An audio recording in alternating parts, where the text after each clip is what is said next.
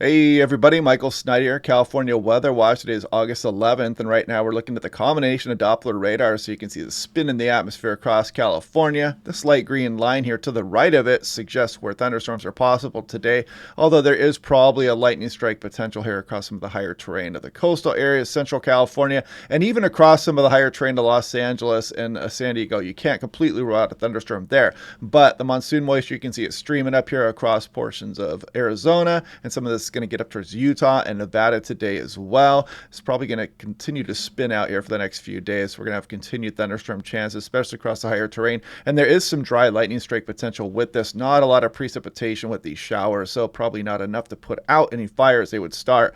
But we'll also take a look at the extended forecast, and we're going to warm up as we go through early and mid next week across a lot of the areas here. And we'll look at the potential for some tropical moisture moving up from Mexico off the coast of Southern California again here as we go through the extended kind of a fantasy forecast right now, something we're watching.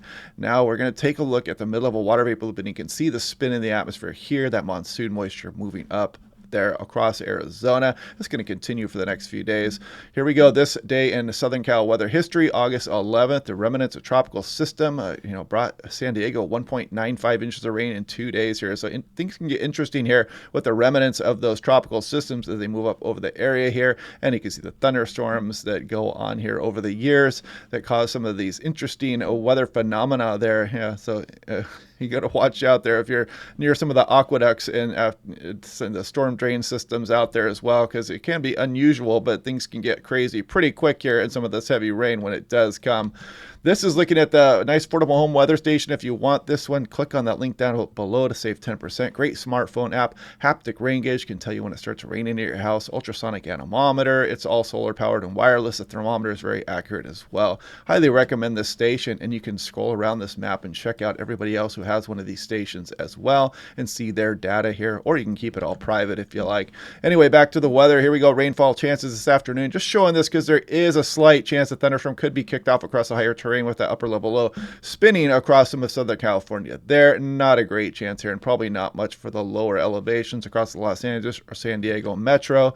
And this is the return of some heat coming up here as we go through early to mid next week. Moderate stuff here, and you can expect some high temperatures of 100 plus degrees coming in here. We'll take a look at those temperatures here in a moment. Thunderstorms today across the Sierra Nevada would include Reno, but probably not Stockton, Sacramento, or Redding today. And you can see typical thunderstorm impacts here through the afternoon and evening hours. This is Nevada. Even Las Vegas has a chance today, 11%. Look at that. Death Valley, a little bit of a chance of a thunderstorm there. Better chance across the Sierra Nevada and further you go north or off to the east through Arizona, and some of Utah is going to be under the gun a bit today as well. This is looking down towards Phoenix. Check it out, 18% chance there. But of course, the further you go off to the east and southeast and northeast there, you're going to have better chances here. And any one of these thunderstorms can have deadly lightning in it as well. So kind of a heads up for that. You guys know the drill. Phoenix, you can see the warm up coming here. Again, some days of 110 plus above average. The warm summer continues out there. This is for Utah. Just a heads up there. You can see some of this Glen Canyon National Park possible. Capitol Reef probable. You can see some of these areas are going to be under the gun here for some flooding. So keep that in the back of your mind if you're out there in the backcountry across some of the canyons. This is looking at Texas again, beat Death Valley. Check it out, 118 degrees, very hot there. And you can see some of these temperatures getting below 30 across some of Idaho and Montana as well. Now, this is looking at the European yesterday afternoon. This is the GFS, this same run here.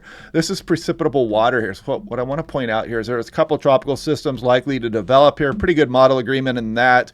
Those are going to move off harmlessly to the west. But then both models have kind of been hinting at some tropical storm development here off the coast.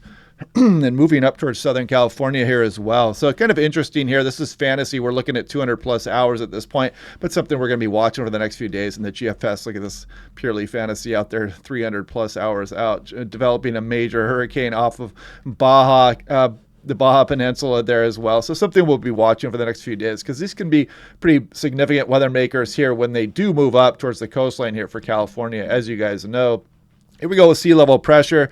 You can see those two storms develop there and kind of harmlessly push off to the west. Actually, not harmlessly if you're the Hawaiian Islands. If one of these passes again, you could kick up some winds across the area as well. And the GFS wants to bring this system all the way out towards the Hawaiian Islands as well, way off into the future. But you can see again that further development off the, through the eastern Pacific here, potentially moving north. We'll watch that over the next few days.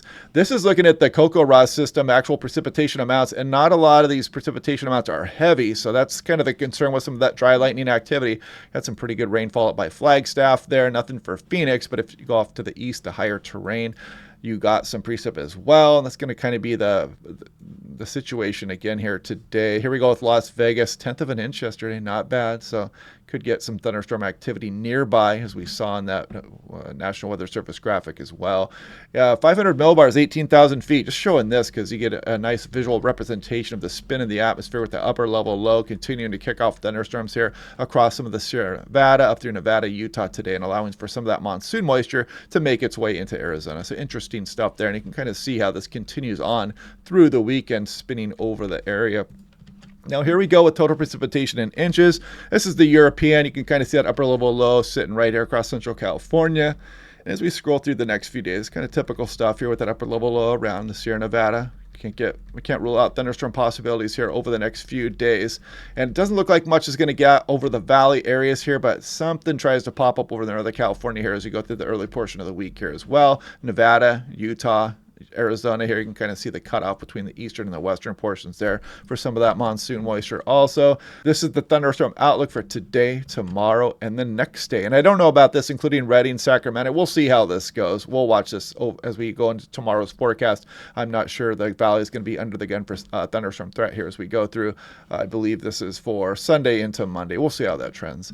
This is looking at Bakersfield, California. Check out the warm-up coming here as we go through this weekend on and through early next week, well above average here. You can see the average high about 100 and getting up towards 110 plus, maybe a couple of days there as we go. This is Redding.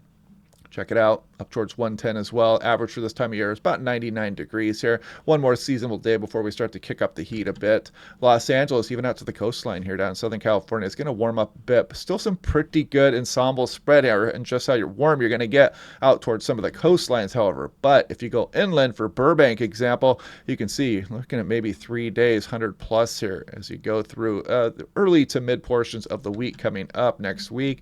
Phoenix, again, you're going to start a little bit mini streak here of 110 plus degree heat and generally stay above average here once you get towards Sunday and go on in through the following week or two.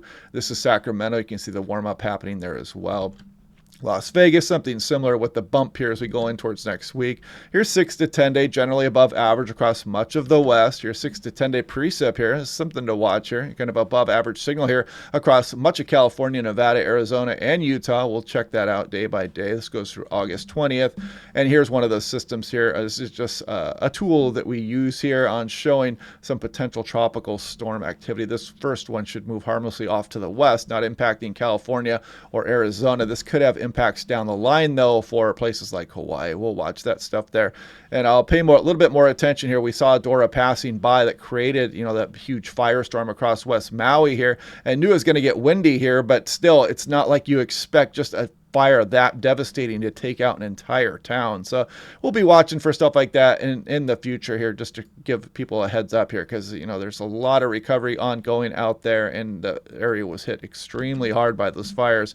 This is looking at August 1st through August 10th here. You can see the south again with the above average conditions, a little bit up towards the Pacific Northwest as well. California kind of a mix of above average and below average so far this August. And here we go, this so far this year. You can see again the east versus west here, January 1st through August 10th.